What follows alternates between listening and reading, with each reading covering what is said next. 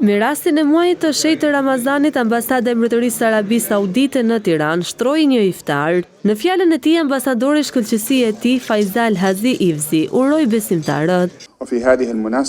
Kam kënaqësinë e veçantë të përcjell në emrin tim personal dhe në emër të stafit të Ambasadës së Arabisë Saudite në Tiranë urimet më të përzemërta kujdestarit të dy xhamive të shenjta, Princit Kuroros dhe të gjithë popullit të nderuar saudit. Përshëndes dhe uroj popullin mik të Shqipërisë për bashkëpunimin dhe respektin e ndërsjellët që ka karakterizuar marrëdhëniet tona bilaterale.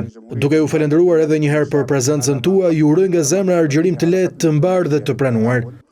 Si bujari e Zotit, kjo sofër bëri bashk besimtar, miq, përfaqësues të institucioneve të ndryshme shtetërore, drejtues të komuniteteve fetare, titullar të ambasadave të akredituara në vend, personalitete nga bota akademike.